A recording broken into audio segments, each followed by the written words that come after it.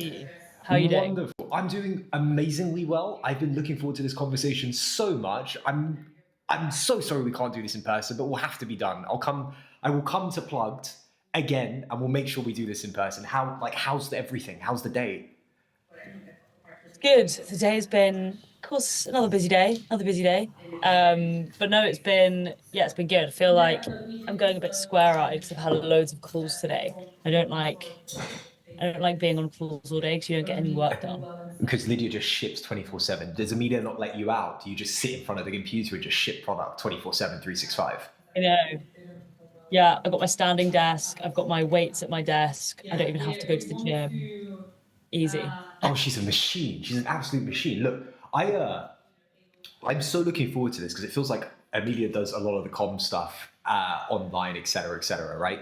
And Lydia is the woman behind the scenes that like actively pushes the product forward. Obviously, both of you are incredible, right?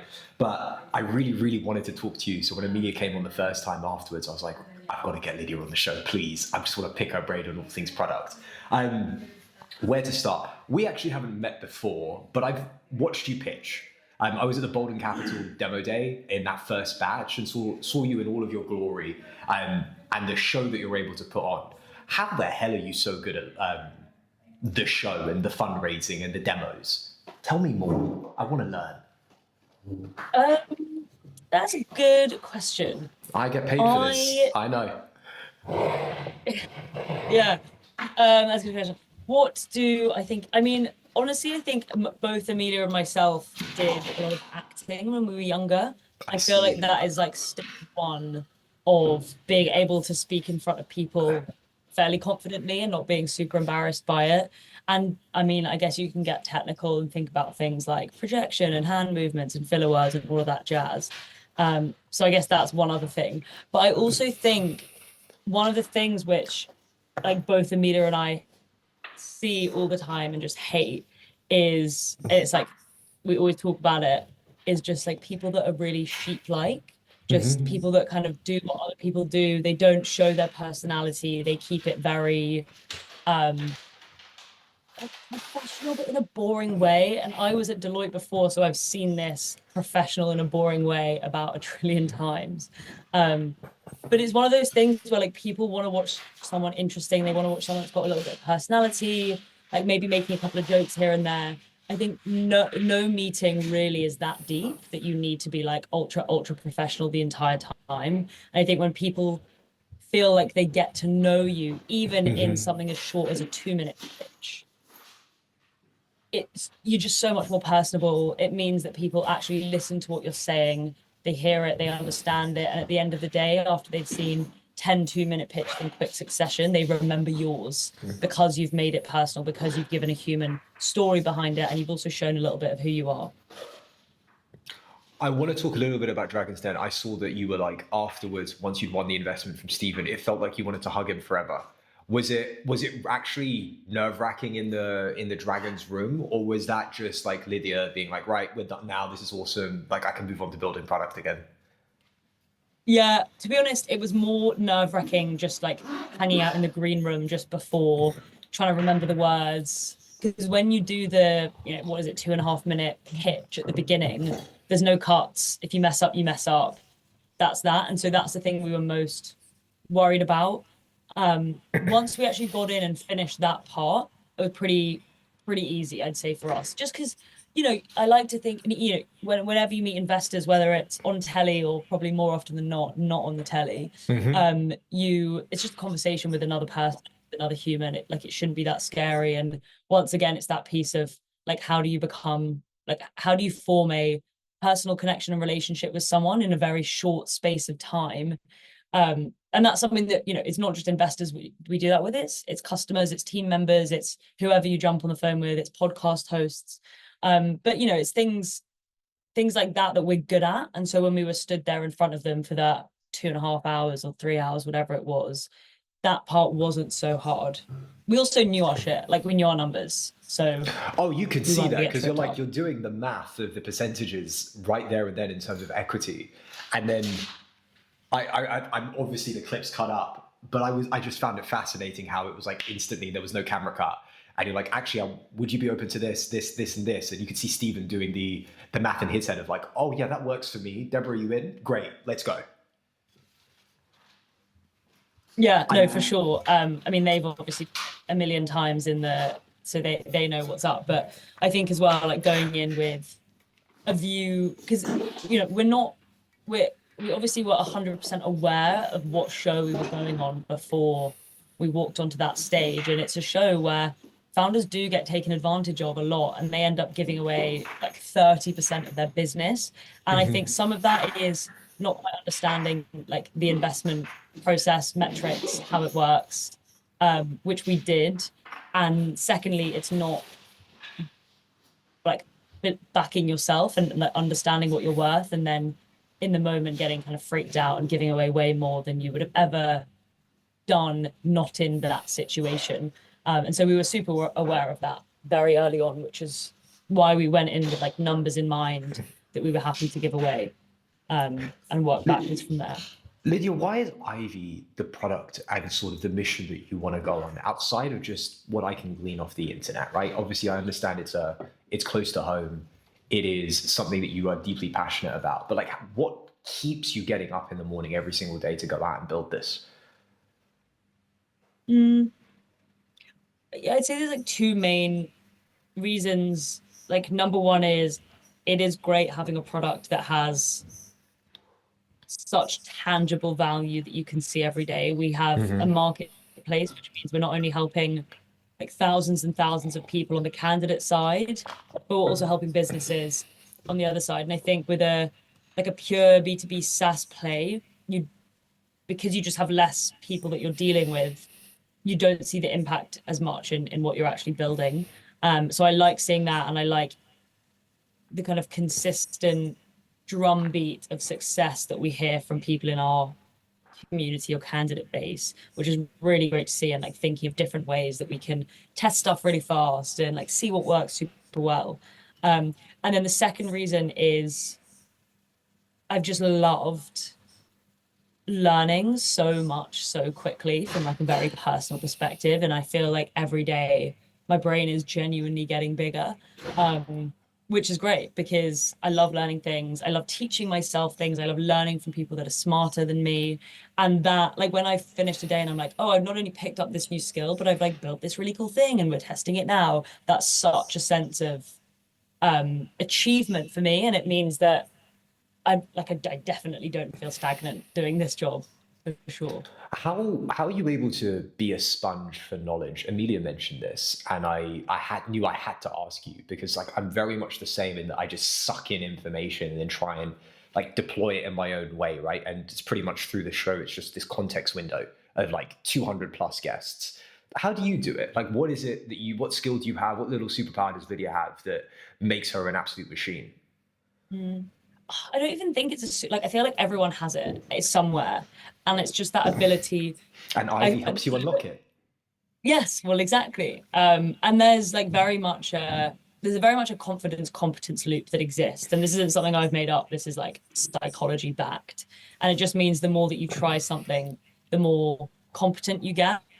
And therefore, the more confidence you have doing that. And you can apply that to a physical thing like learning maths at school. Like you become more confident, the more competent you become.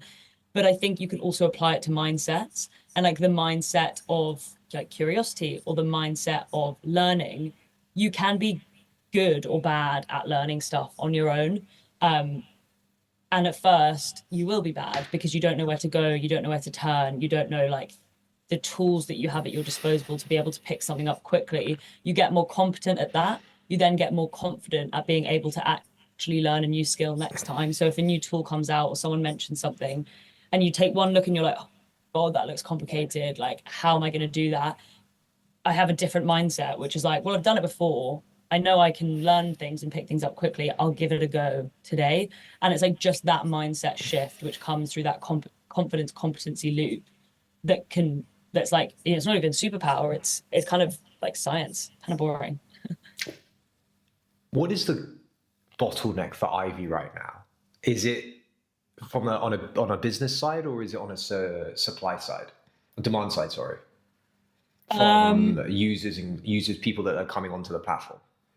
mm, I mean, what is it? Well, I very much focus on the technical side, so I can speak to what our bottleneck is, and it's just resource at the moment. We're actually hiring for a new full stack AI engineer currently. So anyone listening is that? I know some people. Will like, I'll get your WhatsApp after this, and we'll go full tilt. Yes. Introduce you to the Unicorn Mafia. They are the most cracked people on the face of the planet. Okay, that would be super helpful. Yes, because so for me, the bottleneck is tech resource. We want to the role that this would be filling is like basically chief of experimentation and just trying stuff It's because almost like you swallowed the Stephen Bartlett flight story playbook here. yeah, no, exactly. If we can just get 1% better every day, that's what he said. But yeah, so it's more like being able to test and iterate faster.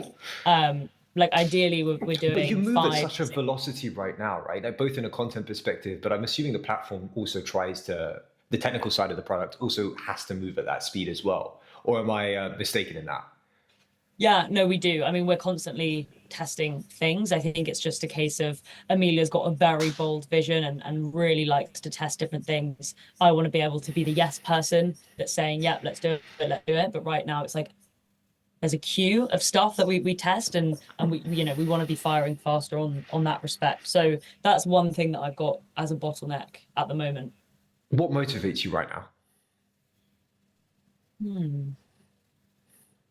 I think like Amelia and I are both at a stage of our lives where like now is the time that we can dedicate like all of our time, all of our energy into building something like actually incredible. And I read a really interesting Substack yesterday, which was all about Tell me the more. Who's it from? that's a great question. I'll get back to you on that because I can't remember the author, but it was a really in-depth look at um like the normalization of VC, where it used to back outliers and contrarian thinkers, and now you can see it all homogenizing around like the idea of FOMO. And it was super interesting because that itself is a killer of innovation, and even like massive companies like YC and Andreessen who have constantly talked about like the contrarian, the outlier, like backing different ideas. It has become a much more like commercialized version of entrepreneurship and venture capital. And so what motivates me is like actually how do I still be that contrarian thinker? How do we like not follow this playbook that everyone else is doing and then be able to create something incredible off the back of it? I think there is a lot of there's like massive hype cycles at the moment that we know about. There's a lot of like slop companies that are being built, which will make a shed load of revenue for 3 months, and then that hype cycle will die out and something new will come in. But fundamentally, what we're building is, the next massive company that will be the talent network for the AI era. That is not something that's going to go away. And it's fundamentally a hugely human thing. And so getting it right and having two founders in charge that like actually understand the human element is so important. And like that's what we want to be. We want to be better than any other competitor because we believe that we can like govern this company in a much better way than anyone else would be able to. And if it's not us, it will be someone potentially a bit more sinister. I genuinely I knew half an hour was going to be enough with you. I need like an hour and a half with Lydia just to pick her brain. There's two trains of thought here. I'll probably go for the second one, and then we'll double back on the VC sort of train of thought. If Ivy does its job well in the next 10 years, right, and we get to this point where you have this like gigantic marketplace of both businesses and talent that is in the AI age that we're living in and will be living in the future, like what happens when you upskill all of these people, right? Will they need to use the platform, or does it just become Indeed again? Yeah, it's a great point. And I guess, yeah, to give a bit of context, the bet that we're currently making is that all teams and all companies will need to become AI teams and AI companies in the next 5 to 10 years, or risk basically dying. And so being able to train that AI first workforce and funnel them into these companies that are looking to hire AI fluent talent is absolutely key for us. In terms of, yeah, your question, I think firstly, job boards like Indeed won't exist anymore. One of our big bets is that the job application itself will die in the next 3 to 5 years because it will become such a candidate heavy market due to mass redundancies. Because of that, it means that the power and the agency should no longer and can no longer lie with a candidate to make an application, because you'll just have a massive increase in spam applications. It becomes even easier for AI to apply on behalf of candidates. All in all, it's not going to be the best way of companies being able to hire talent. Instead, we believe that's going to be replaced by a really sophisticated matching algorithm. And I think crucially to your point, and that's what we're building as well, being able to match this newly upskilled AI fluent talent to these company roles as they come through. What will happen when people are AI fluent and upskilled? Well, I don't think there'll ever be a case where you can do no more learning. I mean, it's not like software engineers who learned to code during like the 90s and the dot-com bubble, then stopped learning forever. I think it's a case that there will constantly be new tools, new technologies, new ways of doing things that will come out, and probably new roles that will cease to exist, and then roles that will be created. All of these people need to be retrained. I think a great example of that right now is data labelers. Once all the data is labeled, what's next for data labelers? And like there will be a new role that comes out that we don't even know exists yet.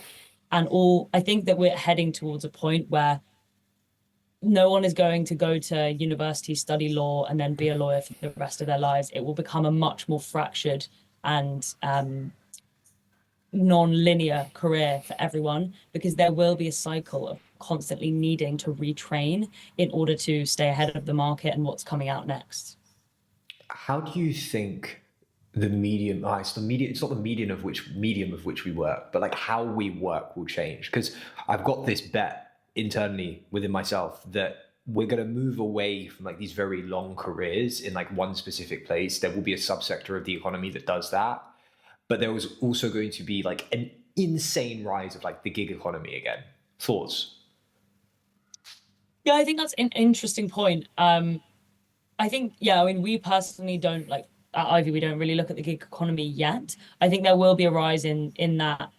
But again, it's like for really specific skills. So for example, a great example right now is like there's a huge rise in people who are coming into companies, setting up like an automated customer service reply agent, and then teaching the company users how to use that and then leaving again. I think there'll be a lot of that as we go through this like mass automation of task period, which we're about to hit over the next kind of 3 to 5 years again. And so I think the gig economy will massively rise there. And once again, the people that will have the premium on what they're building are the ones that can utilize AI to be able to do these tasks. But yeah, I mean, the gig economy after that, I'm not too sure. I'm not too sure what's going to happen. It's all What are you very. excited about in the next 5 years? Hmm. And what are you incredibly pessimistic about? Yeah, that's a good question. Well, I mean, there was the Google interview with the BBC this morning that was very doom and gloom around, is it a bubble? Is there an AI bubble? I think The answer is that's, yes. It's just the bubble pops along the way. And it's how long do yeah, you stay in well, the game for, right? it's interesting, yeah, but as a founder, you've got to remember that it's like, so, you close a round, you give yourself 24 months to the next one or whatever it might be. And then you're thinking, well, what if at the point where you're running out of runway, that's when the bubble bursts? And that's not only going to impact your ability to fundraise, but also all the staff that you have employed, all the other tech startups who have all those staff employed. Like what will happen then? I think that's what I'm like uncertain about. I think Silicon Valley needs to just stop giving insane valuations to companies with little to no revenue, because the 21-year-old Stanford dropout founders have hype around them. It's massively contributing to like the degradation of what venture capital means and the trust that it has. Whereas I feel like, yeah, that's something that I'm uncertain about. I need to really do some digging into what I mean by that. I'm keen to hear more about this popping along the way theory, though. If you look at the historical nature of like the technology market from the dot-com bubble, there's like mini bubbles along the way that like pop, pop, pop, pop, pop, pop, pop. And it's not me like deeply researching it. I just consume a lot of content, right? So Andreessen in a Cheeky Pint episode that was released recently was going through the history of the Valley. And he explains this popping along the way, right? Which is why venture is such a high trust business. It's because there is only a few that are successful through these cycles. And so he was able to like ride the pops and make sure that like they got through it as A16Z and all of the company and the company itself. But obviously, like he made a mint off the internet. Now, no, made a mint building part of the internet, right? Like the reason that the hyperlink is blue is because he liked the color blue, period, which is hilarious, right? Maybe Ivy does a similar thing for jobs, right? When it comes up in a large language model, when we find the word job, Ivy, it's like red or blue or green as an example would be hilarious. But this idea is that you have these micro pops, micro bubbles along the way, whether it's like a particular subset of the area. For us, it might be agents right now, and that pops. We move on to the next one, and then that grows. We have a bunch of funding that pops. We move on to the next one. I don't know how long those cycles are going to be, but what I do know is that if we look at how fast the technology has progressed in the last 2019 to 2025, it's going to move at a rapid pace. I don't know about you. Does that make a little bit of sense? That's the current thinking I have. My opinions are loosely held. No, yeah, that's super interesting. I'm definitely going to read up on that some more I'll for send you sure. the pine. I'll send you the pine episode. They have a great Guinness. It's Please awesome. do. Yes. I actually, as part of the research for the episode, went back to. I think the Ivy YouTube channel still has the original, like, webinars that you did with Amelia. Have you gone God. back and watched them recently? No. I haven't even watched the Dragon's Den episode back. It's like cringes me out so hard. Ah, you were Like, there. Like, why do you need to watch it? But yeah. what I kind of wanted to ask is like, when you started the company to the person that you are today, like, what's the single learning that you've picked up about oneself? Hmm. That's such a good question. Because Yeah. as and just for context, as an observer, right? Like we don't know each other. Hopefully, there's a relationship that gets built out of this. I just see. I see no difference in the sense of like there's this incredibly strong conviction that this thing is going to work. And that is the thread that I've pulled through, like has been pulled through every single piece of content that I've seen Lydia either write, talk on, or create. Yeah. I mean, yeah, the conviction was there the moment that we went out to raise for this idea. It was something we're hugely passionate about. Also, you got to remember Amelia and myself are extremely competitive people. Mm-hmm. And we don't half-ass things. So as soon as we were going to do something and put ourselves out there in a big way, it was going to be in a big way. Like it wasn't going to be like a trickle. It was going to be like the biggest waterfall ever. Um, and so that's what we went out to do. I think that conviction has stayed and that belief that, well, if someone else can build a unicorn, a decacorn, why can't we? That was very much the thinking that we still have. But in terms of personally how I changed, I think it sounds so cliche, but it is just like that belief that you can do stuff that you thought was really hard. I remember the types of things that would keep me up at night when we first started the company. I now look back and I'm like, ha, what a simple, tiny little problem to have. And now like we go through like massive problems and it's like, you know what? I got over everything else. I can ride this. It's very much like this absolute roller coaster ride as a founder. And sometimes you're like deep in the lows. Sometimes you're like riding these insane highs. You're like, I can't believe we've just done that. That's amazing. But to be honest, like it's kind of mellowed out a little bit, which means like the lows aren't super low, the highs aren't as high. But I will say that someone commented to me, they're like, oh, you don't get excited about things anymore. And like that is kind of the bad thing about that, which is like I have to like mediate the highs and the lows. And that's one of the things that is a byproduct of it is like you don't feel those highs as strongly anymore. This feeling I know, it's the same with the show. It's like you can't, like, you just consistently end up getting like bigger and bigger guests. And actually, the ones that give you joy are these like deep, intimate conversations that you get to have on stream instead of this like commercial or this ad that you're trying to run. But it's Yeah. amazing that you get to sort of go on the journey for that versus like consistently have to up the ante. I mean, I up the ante on every show. It's like we're streaming from a new location every single week. So I find joy in all of it, but I know the feeling. Mm, yeah, definitely.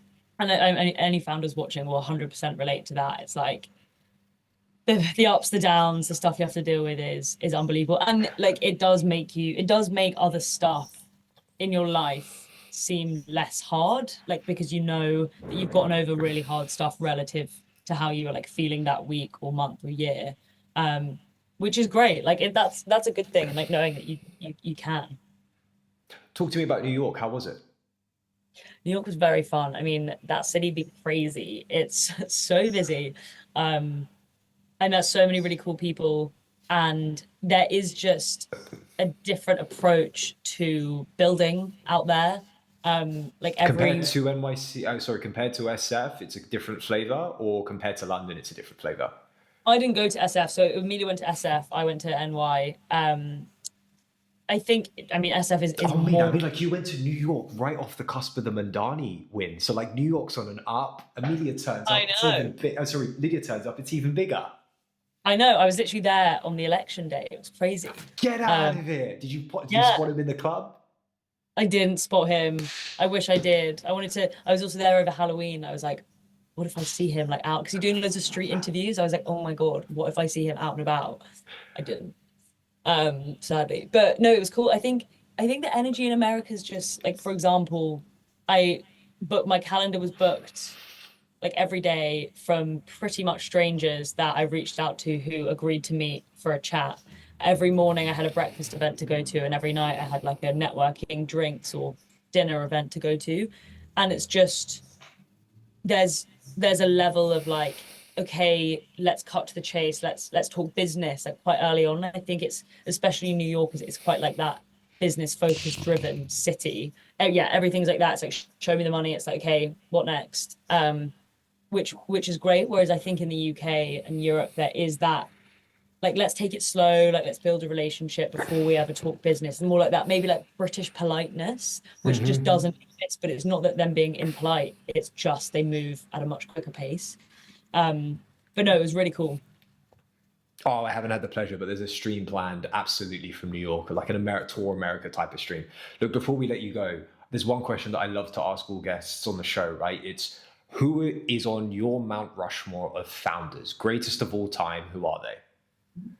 God, really put me on the spot here. That's what I do best.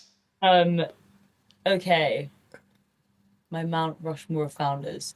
Well, obviously Amelia is on there. Oh, interesting. Very much inspirational to me. Um, I bet I wasn't on hers. Nope, I don't think so. I'm gonna have to double check that one. That's so good. Oh my God, I've literally had a complete mind blank of everyone I've ever liked. I'd say one of my friends who is also a founder who I think is really cool because as a someone with that technical mindset, he does both software engineering and hardware engineering to build a Ooh, hardware software product. I just think interesting. that's so cool. I think Who is it's like this? it's called Arc Simulation, and they put trackers in cricket balls so that you can get every stat imaginable from like training in a cricket. I don't know much about cricket, one of those like net things. But I just think that's like such a cool thing to be able to do is like work with your hands to build something and then also use software to like make it even better. So I think that's pretty cool. And then, oh, I'm thinking, you know what what's running through my head is I'm trying to think of like female founders that I've also seen that I find really inspirational. But it's one of those things where like it's really tough to have those role models that don't necessarily exist. Like one of them, I really admire the Female Invest founding team, who are three women. Anna's the CEO, and like they're great at content. They're like pushing forward in an area. Um, that's like very needed, and they raised a huge Series A round that I'm pretty sure was like unprecedented for female founders. So like that's so great to see, and to see them actually doing well and like building a company that's not super dissimilar from ours, to be honest.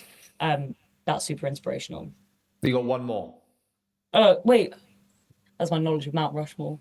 Um, uh, one more founder that I think is inspirational.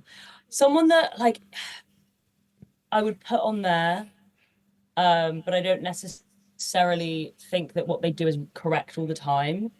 Is I mean, there's actually quite a few people, but like I do like the conviction that some founders have, where it's like, I know what's up, um, and I don't care what anyone else thinks Uh because I'm gonna huh. get there. So I would say Sam Altman is probably up there, but I would say that I wouldn't ever agree with a lot of the things that he says, but I like the like conviction and the like it's my way or the highway, which I think can teeter on the verge of like arrogance and like direction. However, I think I do admire people that are like so solid in their beliefs. Okay, thank you for that. Look, I know I said last one, but there is one more. What do you love about working with Amelia, and what do you hate? I love the fact that like when those really tough situations happen, our humor is very similar and we can very much turn it into something that like isn't so deep. Again, it's just that being able to regulate those bad situations and actually have a laugh about it. What do I hate? I don't hate anything. Maybe sometimes when she wears my clothes to the office and I Oh, didn't notice interesting. that. Because the Yeah. fits are fire, I have to admit. I'm like, I need a stylist like you guys. Well, it's basically me, and then she just copies my outfits and steals my clothes. Lydia, this has been Sibling awesome. Like, relationship. I would love to do a deep dive with you longer than half an hour because I feel like we've already just warmed up. I'm gonna let you go back to building a generational product. I'll see you soon. Awesome. Thanks so much for having me. See ya. Predators all mine. Ciao.